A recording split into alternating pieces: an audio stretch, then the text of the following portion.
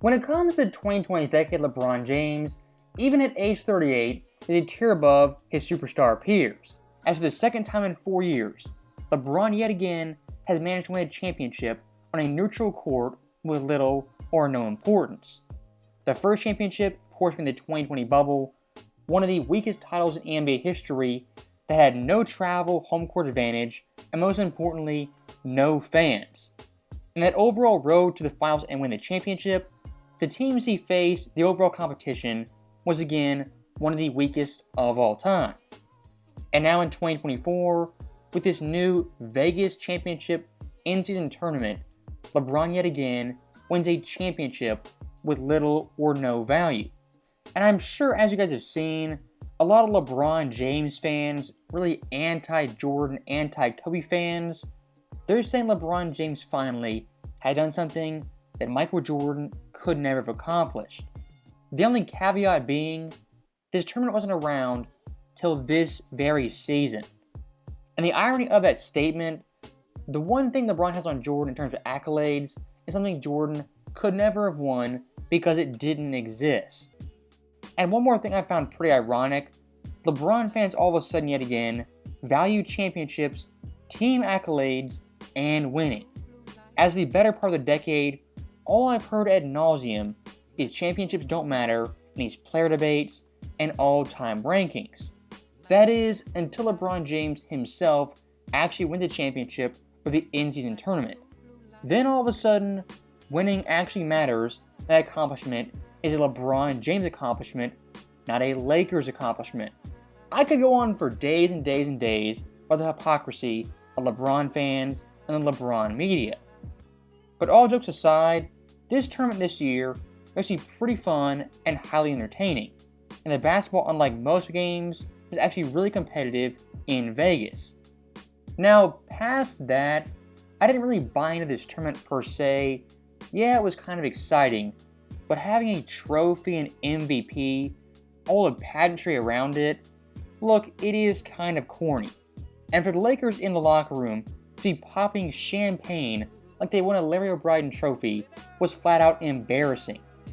As even Anthony Davis in postgame admitted this championship, this title, doesn't even matter.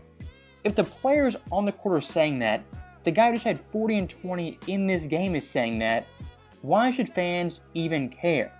Yes, I've heard it day after day, the players get a check for $500,000. But from a fan's perspective, why do fans care about that? If you really want to make it entertaining and competitive and actually worth something, how about the winner of this tournament gets a lock for a top 3 seed? That for the players and the fans would amp the stakes to new heights. Now, looking back at the NBA media, like most things with LeBron James, it always comes back to Michael Jordan.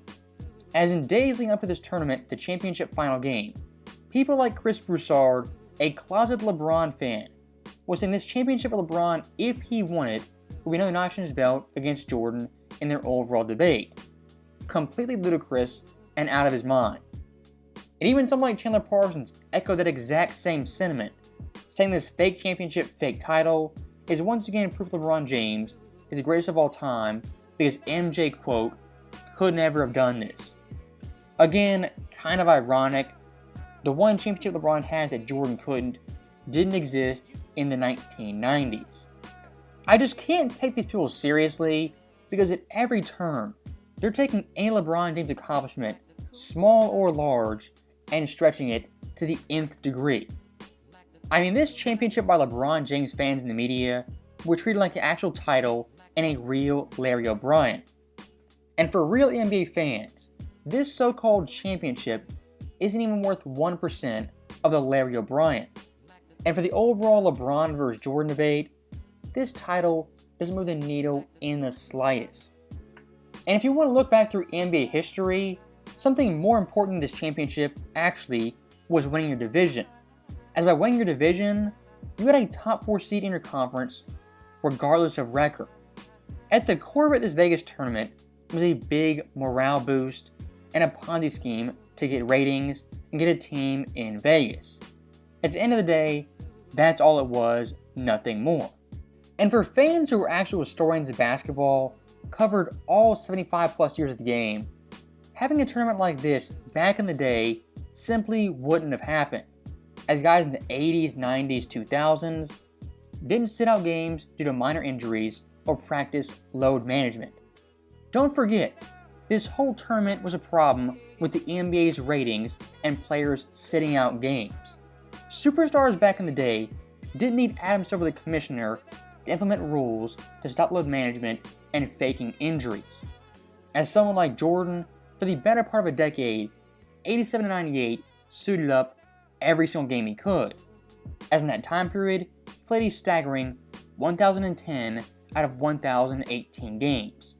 That includes the playoffs. And for the regular season, 6 times in his career played all 82 games, and 9 times played staggering 80 plus. When it comes to superstar or star players today, you won't find any of these guys playing 80 plus games. And someone like Mikal Bridges, who's a mid-tier, low all-star caliber player, he's one of the few guys who suits up virtually every night.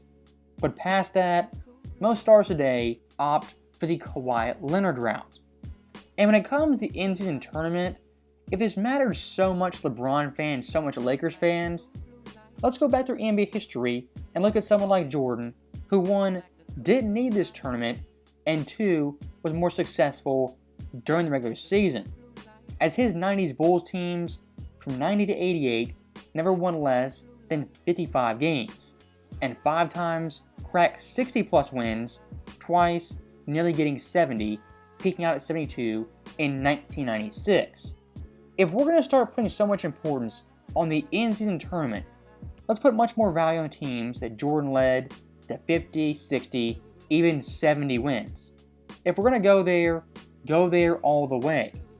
As for someone like Jordan, he didn't need the incentive of $500K or a plastic trophy to play all 82 games and get the Bulls to a top seed. He just did it because that was his job.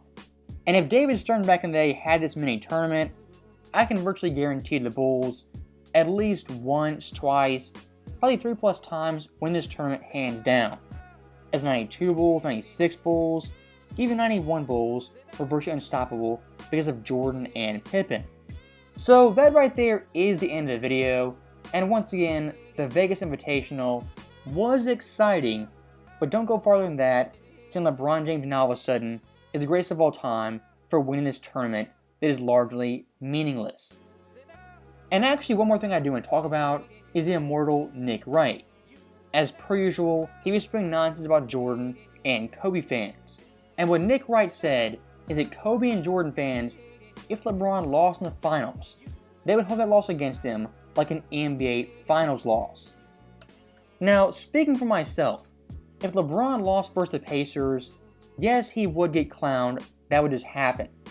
But would I say LeBron James in championship games was 4-7?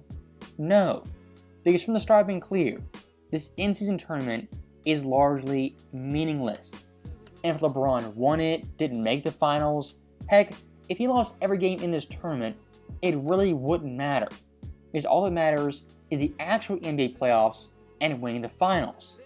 And if the Lakers somehow make the playoffs, gets bounced in the first round, second round, don't make the finals, it's going to be pretty funny looking back on it. They won the meaningless championship and failed to win the real title. So, as always, thank you guys for watching. Hope you enjoyed it. I'll see you next time.